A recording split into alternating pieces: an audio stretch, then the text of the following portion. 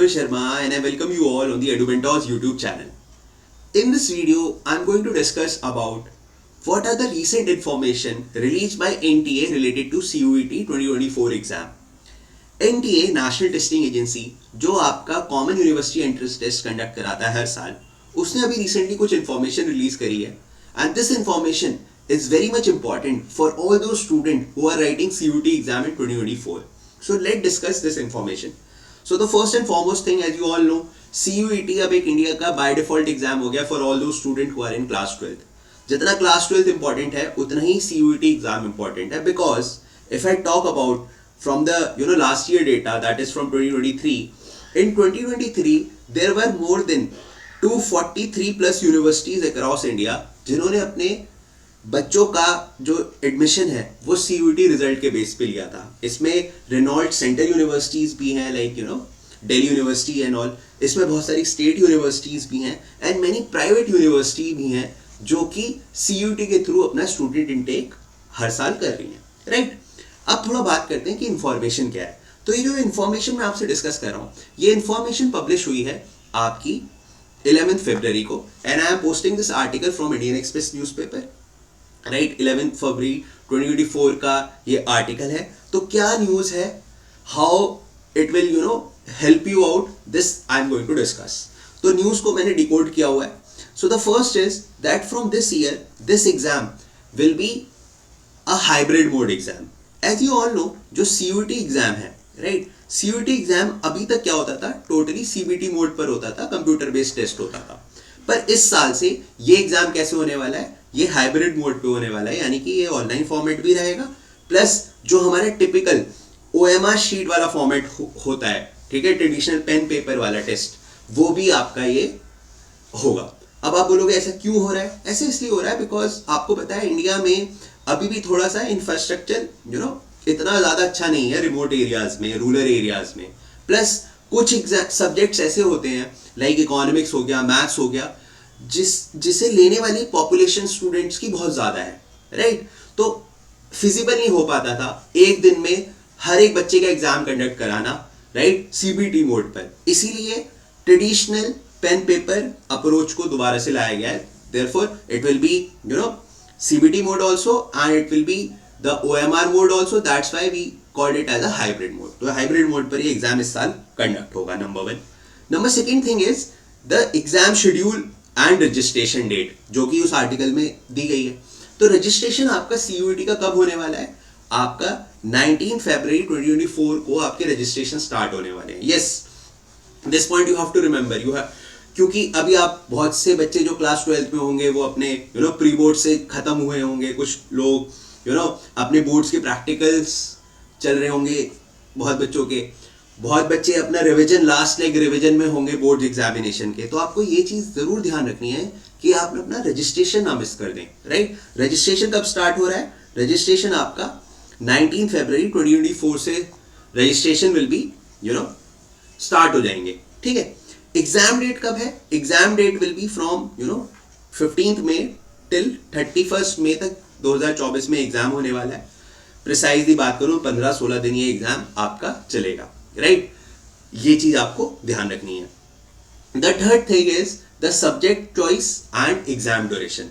देखो, आपको पता होगा जो सीयूईटी एग्जाम है, राइट, सीयूईटी एग्जाम है, मेजरली इसमें 3 सेक्शंस होते हैं. One is the language section, right, second is the domain section and third is the general test section, right. ये 3 सेक्शन जनरली आपके सीयूईटी एग्जाम में होते हैं, राइट. 2023 तक क्या होता था, that a one child can opt for maximum 10 subjects. आप 10 सब्जेक्ट्स के कॉम्बिनेशन ले सकते थे, क्योंकि लैंग्वेज में भी बहुत सारी लैंग्वेजेस होती हैं, राइट. इंग्लिश, हिंदी, मराठी, पंजाबी, तेलुगु, उसमें आप सेलेक्ट कर सकते हो. डोमेन में देयर वर 27 डोमेन सब्जेक्ट्स आप सेलेक्ट कर सकते हो and there were general test also. General test जितने भी आपके मैनेजमेंट कोर्सेज हैं, प्रोफेशनल कोर्सेज हैं, इंटीग्रेटेड प्रोग्राम्स होते हैं, उसके लिए इंपॉर्टेंट होता है, राइट. तो पहले बच्चा जो है 10 सब्जेक्ट्स तक मैक्सिमम ऑप्ट कर सकता था, पर अब ये रिड्यूस कर दिया गया है. अब एक बच्चा मैक्सिमम 6 सब्जेक्ट ऑप्ट कर सकता है, राइट. अब वो 6 सब्जेक्ट कैसे ऑप्ट करेगा? 3 सब्जेक्ट वो डोमेन से सेलेक्ट करेगा, राइट. कोई भी आप 2 लैंग्वेज ऑप्ट कर सकते हो, प्लस आप जनरल टेस्ट ऑप्ट कर सकते हो, राइट. तो maximum how many subjects you can opt maximum for 6 subject. तो 6 सब्जेक्ट आप ऑप्ट कर सकते हो. Plus subject registration will be जो आपका सब्जेक्ट जैसे आप सेलेक्ट करते हो, तो इस पे जरूरी नहीं है कि आपको ये 2 लैंग्वेज ऑप्ट करनी है. आपने 3 डोमेन सेलेक्ट करा, वो तो करना ही है मिनिमम. लैंग्वेज में आपने एक डोमेन लैंग्वेज सेलेक्ट कर ली, प्लस आपने जनरल टेस्ट सेलेक्ट कर लिया. तो मिनिमम आप 5 सब्जेक्ट तो वैसे ही सेलेक्ट कर रहे हो, right. And maximum how many you can opt, you can go for 6 subject, right. This thing you have to remember. और जो ये OMR है, जो ये OMR इंट्रोड्यूस हुई है, इसका फायदा यही है, अगर किसी सब्जेक्ट में, जैसे मैंने बोला, किसी सब्जेक्ट में बहुत ज्यादा रजिस्ट्रेशन हो गए हैं, ठीक है, और पॉसिबल नहीं हो पा रहा है हर एक जगह उस एग्जाम को कंप्यूटर बेस्ड टेस्ट पर कंडक्ट कराना, क्योंकि स्टूडेंट स्ट्रेंथ बहुत ज्यादा है. और जैसे मैंने बोला, इंफ्रास्ट्रक्चर कंस्ट्रेन है, रिमोट एरिया में आपको पता है इतना अच्छा इंफ्रास्ट्रक्चर नहीं है. तो इसीलिए ये OMR शीट इसलिए इंट्रोड्यूस की जा रही है ताकि एग्जाम सिंगल डे में हो जाए. तो it is a very good thing for the students, क्योंकि आपने देखा है इस एग्जाम में नॉर्मलाइजेशन भी होता है. किसी शिफ्ट में पेपर टफ होता है, किसी शिफ्ट में पेपर इजी हो जाता है, फिर नॉर्मलाइज हो जाता है. तो कई बार बहुत बच्चों को नॉर्मलाइजेशन से फायदा हो जाता है, लेकिन बहुत हार्ड वर्किंग स्टूडेंट्स को नॉर्मलाइजेशन से नुकसान भी हो जाता है. तो राइट, तो ये जो OMR शीट पैटर्न है, तो ये एटलीस्ट जो बच्चे जिनका हार्ड लग रहता है नॉर्मलाइजेशन की वजह से, जिनके मार्क्स कम हो गए, अब उन्हें वो नुकसान नहीं होगा, right. This point is very much important, you have to remember. And third thing is that अब CUET का क्या हो गया, एनहांस स्ट्रक्चर बना दिया है इन्होंने टाइमिंग्स का भी. क्योंकि आपने देखा था अभी तक रूल ये होता था कि एग्जाम एक बच्चा चाहे 10 सब्जेक्ट्स भी ले रहा है, उसका एग्जाम 3 डेज के अंदर खत्म होता था, राइट. और टाइमिंग का उसे एक तरीके से वो रहता था, कितने बजे की टाइमिंग होगी जब तक एडमिट कार्ड रिलीज नहीं होते थे. But now they have structured the shifts also, and there will be 3 shifts.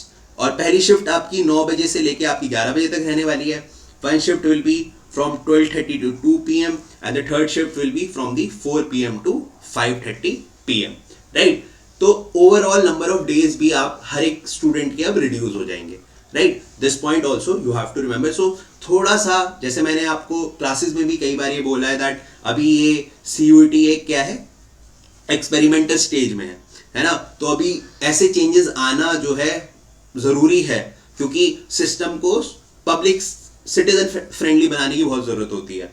तो इन चेंजेस से होगा क्या, एज अ स्टूडेंट आपको फायदा ही होगा. पर अब इंपॉर्टेंट ये हो जाता है कि इस बार का जब नोटिफिकेशन रिलीज होगा 19 फरवरी को, जब रजिस्ट्रेशन रिलीज होंगे, तो वो आपको बहुत ध्यान से फिल करना है, because there is big change. अभी तक हालांकि इस न्यूज में पैटर्न रिलेटेड कोई इंफॉर्मेशन रिलीज नहीं करी गई है. जो पैटर्न है वो लास्ट ईयर का ही. अभी आप मानो कि जैसे लैंग्वेज में there are 50 questions, out of that 50 you have to attempt 40, ठीक है. May be there can be a change in the pattern also. That other thing I will be discussing on 19th of February. Till then, stay blessed, good luck and have a nice day.